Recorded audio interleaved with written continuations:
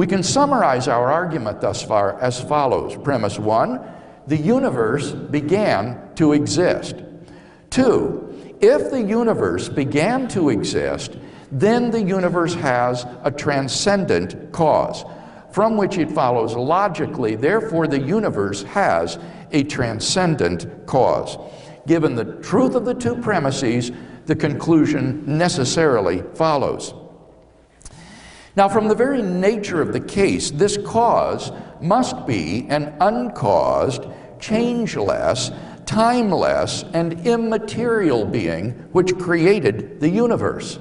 It must be uncaused because we've seen there cannot be an infinite regress of causes. It must be timeless and therefore changeless, at least without the universe, because it created time. Because it also created space, it must transcend space as well, and therefore be immaterial, not physical. Now, there are only two possible candidates that could fit such a description.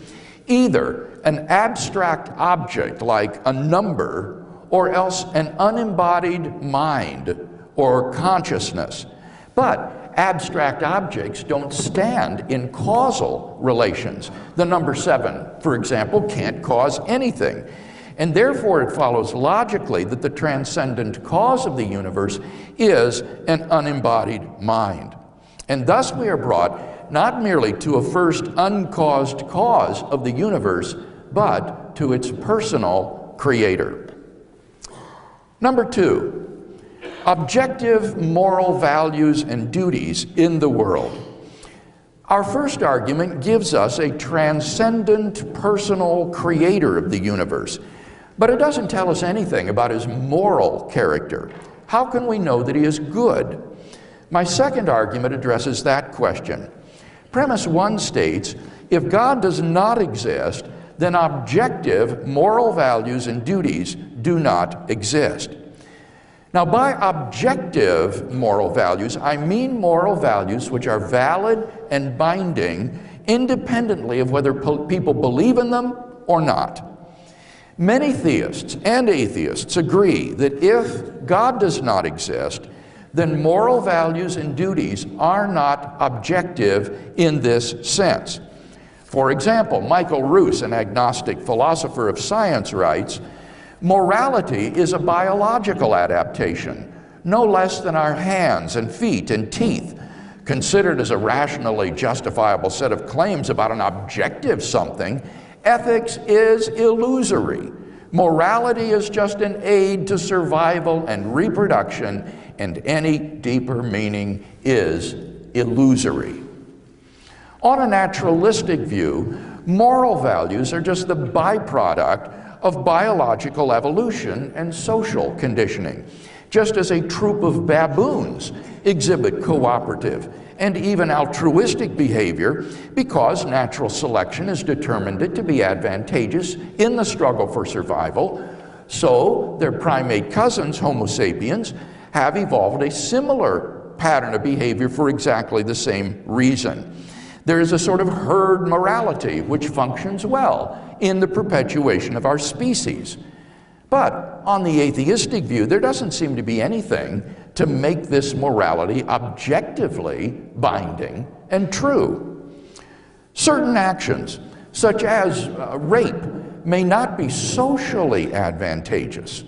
And so in the course of human development, they've become taboo in civilized society. But that does absolutely nothing to prove that rape is wrong. Such behavior goes on all the time in the animal kingdom. Given atheism, the rapist who chooses to flout the herd morality is doing nothing more seriously than acting unfashionably, the moral equivalent, if you will, of Lady Gaga, out of step with the herd. This leads to our second premise. But objective moral values and duties do exist. In moral experience, we apprehend a realm of moral values and duties that impose themselves upon us. As philosopher Louise Anthony so nicely puts it, any argument for moral skepticism is going to be based upon premises which are less obvious than the reality of objective moral values themselves, and therefore it will never be rational to accept moral skepticism. Actions like rape, cruelty, racial hatred, and child abuse aren't just socially unacceptable behavior, they're truly evil. Michael Roos himself admits, and I quote, "The man who says it is morally acceptable to rape little children is just as mistaken as the man who says 2 + 2 = 5. Some things, at least, are really evil. But if that is the case, then it follows logically and inescapably that 3, therefore, God exists.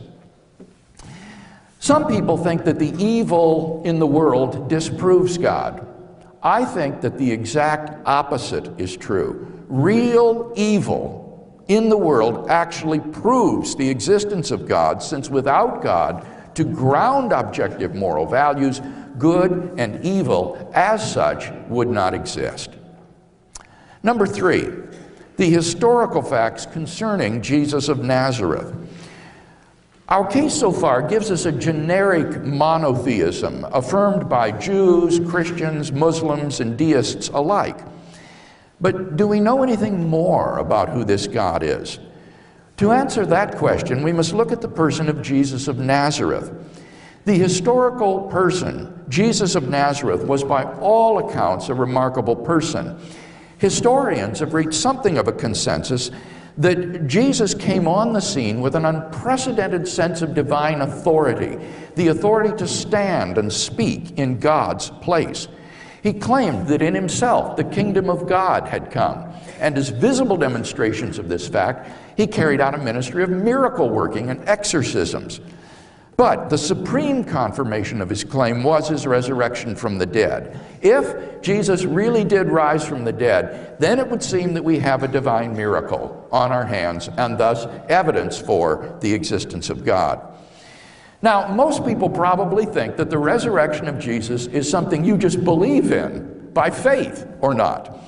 But there are actually 3 facts recognized by the majority of New Testament historians today, which I believe are best explained by the resurrection of Jesus. Fact number 1, on the Sunday after his crucifixion, Jesus' tomb was found empty by a group of his women followers. According to Jakob Kramer, an Austrian specialist, by far most scholars hold firmly to the reliability of the biblical statements about the empty tomb. Fact number 2, on separate occasions, different individuals and groups of people experienced appearances of Jesus alive after his death. According to the prominent New Testament critic Gerhard Ludemann, it may be taken as historically certain that the disciples had experiences after Jesus' death in which Jesus appeared to them as the risen Christ. These appearances were witnessed not only by believers, but also by skeptics, unbelievers, and even enemies. Fact number 3, the original disciples suddenly came to believe in the resurrection of Jesus despite every predisposition to the contrary. Jews had no belief in a defeated and dying Messiah, and Jewish beliefs about the afterlife precluded anyone's rising from the dead to glory and immortality before the end of the world. Nevertheless, the disciples came to believe so strongly that God had raised Jesus from the dead that they were willing to die for the truth of that belief. N.T. Wright, an eminent New Testament scholar, concludes, "That is why, as a historian, I cannot explain the rise of early Christianity unless Jesus rose again, leaving an empty tomb behind him." Attempts to explain away these 3 great facts, like the disciples stole the body or Jesus wasn't really dead, have been universally rejected by contemporary scholarship. The simple fact is that there just is no plausible, naturalistic explanation of these facts. And therefore, it seems to me, the Christian is amply justified in believing that Jesus rose from the dead and therefore was who he claimed to be. But that entails that God exists. And thus we have a good inductive argument for the existence of God based on the resurrection of Jesus. In summary then, I've presented a cumulative case based on the origin of the universe, the existence of objective moral values and duties in the world, and the historical facts concerning the resurrection of Jesus, for thinking that the God of Israel, the God revealed by Jesus of Nazareth, actually exists. Now, if Dr. Atkins wants to have us believe atheism instead, then what he needs to do is first to tear down all three of the arguments that I presented, and then in their place erect a case of his own to prove that God does not exist. Unless and until he does that, I think we should agree that theism is the more plausible worldview.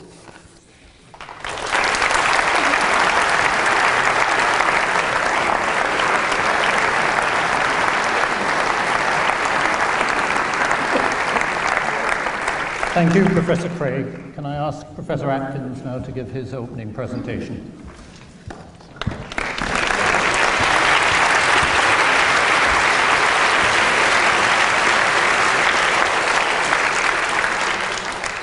Thank you. Well, it's a real pleasure to be here. My immediate task, of course, is to set up my stall, not to respond to Dr. Craig's arguments at this stage. That will come later, although, as you will see, some of my remarks now will in fact touch upon what he has just raised.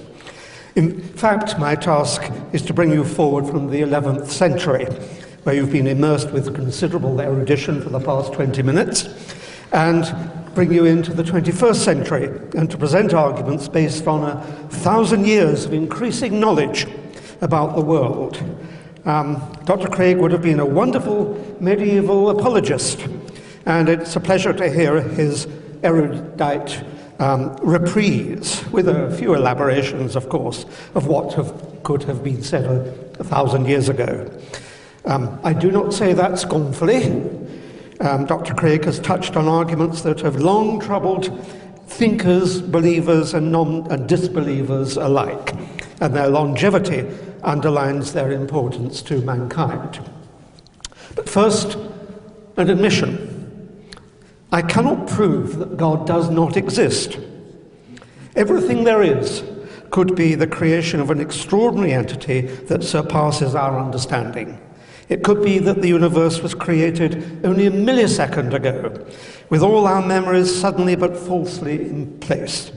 It could be, as God is outside time, whatever that meaningless phrase means, that he hasn't decided even to make us yet. It's just conceivable that God did indeed create the universe 13.7 billion years ago. I cannot prove that he did not. All I can do is to assemble evidence that leads to the conclusion that God is not necessary for any aspect of the current world, and that there is a far simpler explanation for everything than the assertion of the existence of an omnipotent God.